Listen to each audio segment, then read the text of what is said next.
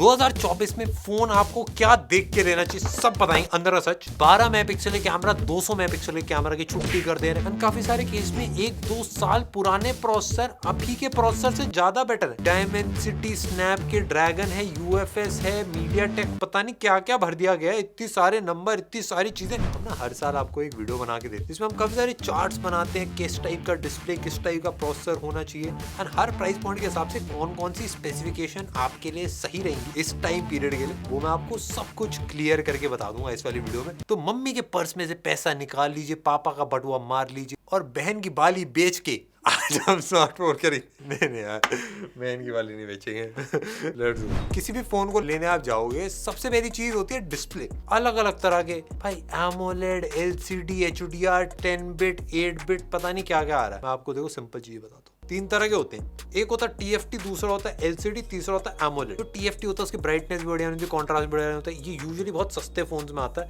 And आजकल TFT display वाले phone आप मत ही लो तो बेटर है। टीएफटी और एलसीडी थोड़ा भाई भाई की तरह आप बोल सकते हो। एलसीडी आपको एकदम बजट स्मार्टफोन में देखने के लिए मिलता है एंड ये कुछ जो एकदम हाई क्वालिटी के एलसीडी होते हैं वो डिसेंट होते हैं बजट के हिसाब से, बट 15,000 के ऊपर आपको एमोलेड डिस्प्ले ही लेना है। दूसरी चीज होती है डिस्प्ले की तेजी, कितनी तेजी से लेफ्ट राइट हो रहा है। अगर आप गेम खेलते हो मोबाइल के ऊपर या फिर आपको मक्खन डिस्प्ले ज्यादा बढ़िया लगता है। इसमें 3 आते हैं, 60, 90, 120। 120 हर्ट्ज बहुत प्यारा रहता है। 120 हर्ट्ज से ऊपर अगर आप जाओगे 144, 165 कुछ फोन्स में आता है, बट बहुत ज्यादा फर्क नहीं है। 60 से 90 में बहुत बड़ा फर्क है, 90 से 120 में भी अच्छा खासा फर्क आपको फील होगा। अब डिस्प्ले में ना कुछ चीजें और होती है, एचडीआर लगा होता है, 10 बिट, डॉल्बी विजन। इनको अगर आप इग्नोर भी करोगे तो कोई दिक्कत नहीं आती, इससे 4-5% का फर्क पड़ता है, ज्यादातर लोग नोटिस नहीं कर पाते। अगर एकदम आप डिस्प्ले सेंट्रिक हो तो इनमें से 2 चीजें भी अगर हैं तो आपका काम डेफिनेटली काफी सॉलिड बन जाएगा। तो इन तीनों चीजों में से जितनी ज्यादा हो उतना ज्यादा बेटर है। और देखो दूसरी चीज है बिल्ड एक ऐसी चीज है मेरे हिसाब से बहुत ज्यादा इंपॉर्टेंट है, आपके कैरेक्टर को दिखाती है, आपकी पर्सनैलिटी को दिखाती है बहुत ज्यादा। आजकल भाई काफी अलग अलग टाइप के, कुछ लेदर में, प्लास्टिक, ग्लास, अलग अलग वीगन भी लगा दिया कुछ, और साइड्स में भी भाई एल्यूमिनियम, स्टेनलेस स्टील अलग अलग आ रहे हैं, और अब टाइटेनियम की भी एंट्री हो गई। देखो बेसिक चीज मैं आपको बताता हूँ, 15,000 रुपए के ऊपर आप कोई भी स्मार्टफोन ले रहे हो, गोरिल्ला ग्लास के बिना मत लेना। मेरे हिसाब से बहुत ज्यादा इंपॉर्टेंट है, स्क्रैच वैच पड़ जाता है, बड़ी दिक्कत होती है। 50,000 के ऊपर ले रहे हो गोरिल्ला ग्लास, विक्टस तो होना ही चाहिए। 25,000 के ऊपर कोई भी फोन ले रहे हो, मेटल और ग्लास दोनों चीजें होंगी तभी मजा आएगा। 25,000 के नीचे अगर ले रहे हो ना तो ग्लास देखो थोड़ा लो क्वालिटी का होता है, वो टूट भी जाता है। मेटल थोड़ा सा मुश्किल होता है मिलना, बट प्लास्टिक की जगह इस टाइप का जो वीगन लेदर आता है ना फोन्स में, ये आपको मिल जाए। ये प्लास्टिक से काफी ज्यादा बेटर लगता है, बट ग्लास से मैं थोड़ा सा नीचे। तो वीगन लेदर टाइप कुछ मिल रहा है तो आपकी बिल्ड आपको मजा ही आएगा हाथ में पकड़ने में। और 25,000 के ऊपर भाई मेटल मिल जाता तो बहुत ही ज्यादा सॉलिड है। 35 के ऊपर मेटल नहीं मिल रहा तो भाई बहुत बड़ी दिक्कत है। कुछ चीजें और मैं बोलूँगा, IP रेटिंग बहुत छोटी चीज लगी आपको, बट भाई ये ना इंश्योरेंस की तरह, एक बार जरूरत पड़ती है इसकी। जब आप चलते रहते नाले में आपका फोन गिर गया या बारिश हो गई किस दिन, वैसे मेरा पर्सनल रिकमेंडेशन 35,000 के ऊपर ले लो, मेटल मिलना चाहिए और ग्लास, तभी मजा आएगा। और फ्लैगशिप लेने जा रहे हो तो स्टेनलेस स्टील या टाइटेनियम। देखो सबसे ज्यादा कंफ्यूजिंग होता है बैटरी। एंड्रॉइड में 3400 mAh बैटरी एक दिन भी नहीं चलती, आईफोन में 2 दिन चल जा रही है। कुछ हो रहा भाई दया। मैंने काफी सारी कंपनी देखी है कि भाई 15 मिनट चार्ज करो 40 घंटा चलेगा, ये ऐसा इतने टाइम का प्लेबैक, इतना वो, इतना सारी, किसी के बहकावे में बताना।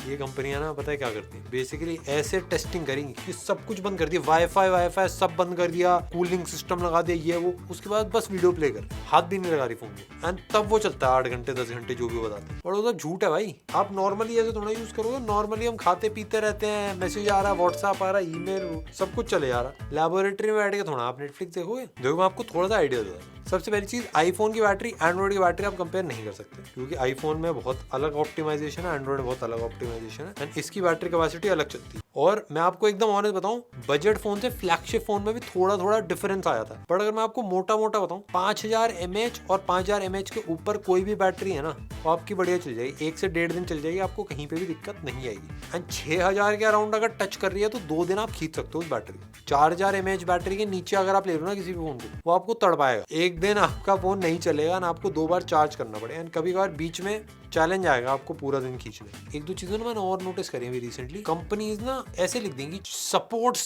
120 watt charging, supports 100 watt charging, but आप ये चेक कर लेना चार्जर कितने वॉट का मिल रहा है। काफी सारे केस में 100 वॉट की बात हो रही होती है, बट चार्जर एक्चुअल 50 वॉट का आता है। 100 वॉट का चार्जर आपको अलग से जाके लेना पड़ता है। 100 वॉट का चार्जर अगर आप लेने जाओगे 3-4 हजार रुपए का तो आएगा ही। आप लोग ना बहुत प्यार, क्योंकि पिछले साल मैंने आप सब लोगों को बताया था मेगा पिक्सल देख के ना फोन मत लेना भाई। 12 से 25, फिर 25 से 200 मेगा पिक्सल पहुंच रहे थे भाई फोन। बड़ा आप लोगों ने बातें समझी। हर कंपनी भाई आपको 3-3, 4-4 कैमरे दिखा देना, ललचाएंगी। आहा 4 कैमरे हैं मेरे पास, बड़ा ललचाना मत, अपनी लार को ना वापस खींचना। वो दिक्कत है भाई, ना कैमरे के मेगापिक्सल से ललचा, ना 4 कैमरे के बिंदु। एक काफी नया सा फैशन निकला है कि 4 ऐसे काले काले दिखते हैं, उसमें से एक गायब होता है। एक में सेंसर लगा देते हैं, कुछ लगा देते हैं, बट दिखने में 4 लगता है। देखो मैं सीधा सीधा बताता हूँ, एक अच्छा कैमरा आप प्रेफर कर सकते हो रादर देन भाई 3 एवरेज कैमरे लगा दो, क्योंकि एक तगड़ा कैमरा भाई मजे दिला देगा आपको। कैमरा एक ऐसी चीज है, इसको आप मेगापिक्सल और कितने कैमरा उससे देख के ना आप कंफ्यूज होगे। एंड मैं सेंसर बताने लूंगा, सोनी IMX ये वो, बट सारी कंपनियां तो बताती भी नहीं है सेंसर, आधी कंपनियां गायब कर देती हैं। एंड गलती से भी जो कंपनी अपनी सैंपल डालते हैं उसको देख के तो ओ भाई वो ऐसी फोटो डालेंगे, ऐसी फोटो मैं कैमरे से भी ना ले पाऊं। मैं आपको थोड़ा सा अंदाजा देता हूँ। देखो अभी अगर आप नोटिस करोगे आईफोन के कैमरे काफी अच्छे होते हैं, सैमसंग के भी कैमरे काफी अच्छे होते हैं। आईफोन 13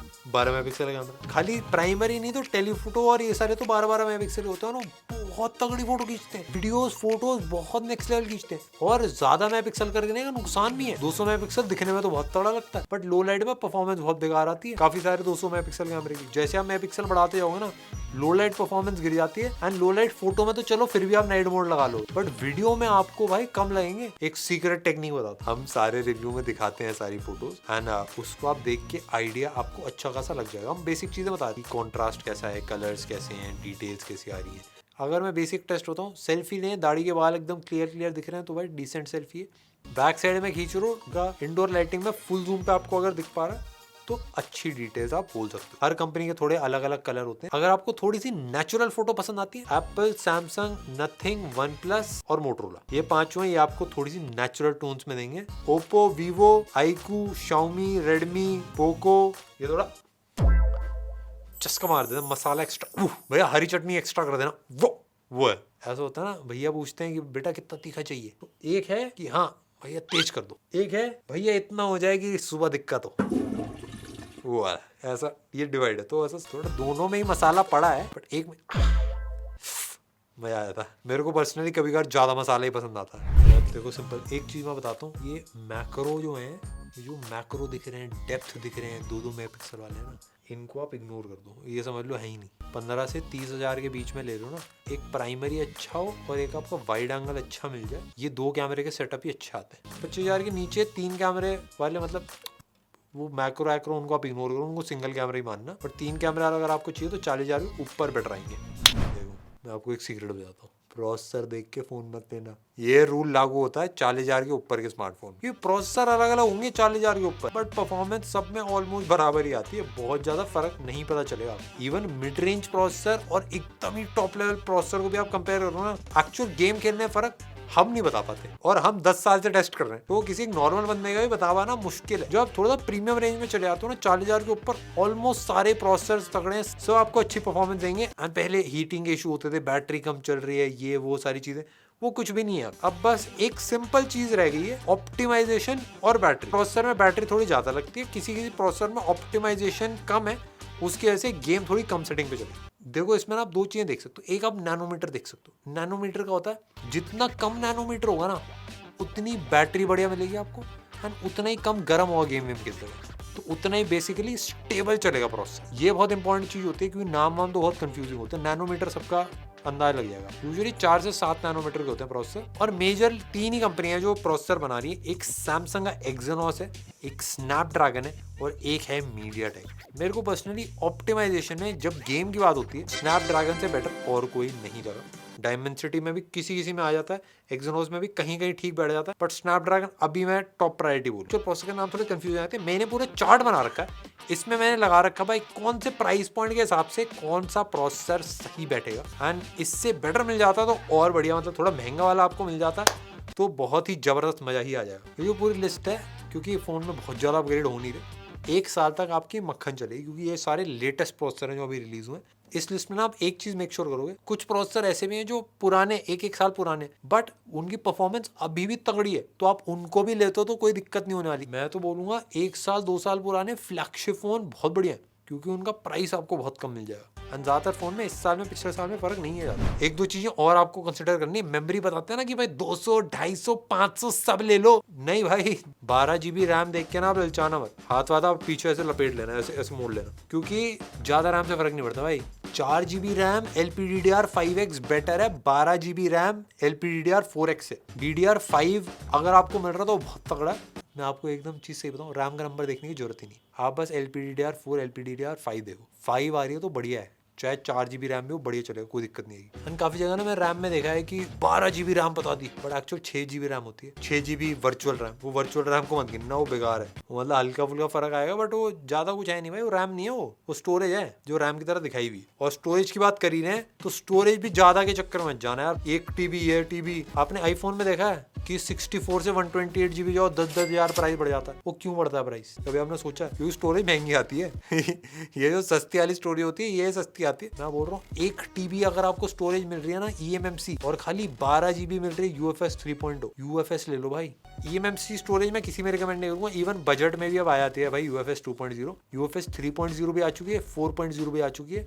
जितना ज्यादा UFS का नंबर है ना वही वाला ले लो। 4.0 फ्लैगशिप में, जितने भी फ्लैगशिप्स हैं उसमें 4.0, 3.0 मिड रेंज में आपकी चल जाती है। और मैं आपको ऑनेस्ट बताता हूँ, प्रोसेसर से ज़्यादा स्टोरेज से फ़र्क आ जाता है भाई आजकल। बेसिक थोड़ी बहुत चीज़ें और बताता हूँ, उसके बाद सबसे ज़्यादा इंपॉर्टेंट चीज़ सॉफ्टवेयर बची हुई है। बट उससे पहले भाई आपको बेसिक कुछ चीज़ें चेक करनी पड़ेंगी। एक 15,000 के ऊपर सारे स्मार्टफोन USB 3.0 आपको एक्सपेक्ट करना चाहिए। नेटवर्क वाला ले रहे हो तो 15,000 के ऊपर 5G ही फोन लेना, सारे नेटवर्क बैंड उसके चेक कर लेना। इंडिया में N78 5G का बैंड चलता है, तो वो फोन के अंदर चेक कर लेना, वो अगर चल रहा है तो आपका 5G डिसेंट चलेगा, चाहे बैंड 11 हो 15 हो कोई फर्क नहीं पड़ता। जितने ज्यादा वैसे बैंड होंगे उतना ज्यादा बेटर वर्क करेगा। ब्लूटूथ से पर्सनली बहुत फर्क पड़ता है, क्योंकि आपके ईयरफोन कितने तेजी से कनेक्ट हो रहे हैं और मतलब कितना डिले आ रहा है ना, उससे भी बहुत फर्क पड़ता है। मिनिमम आपका ब्लूटूथ 4.1 होना चाहिए एंड वाईफाई भी वाईफाई 6 होना चाहिए, नहीं तो जो फास्ट वाईफाई होते हैं उनसे आप कनेक्ट नहीं कर पाओगे। और एक चीज और मैं बताता हूँ, ट्रस्टेड सेलर से ही लेना, Amazon, फ्लिपकार्ट या फिर जो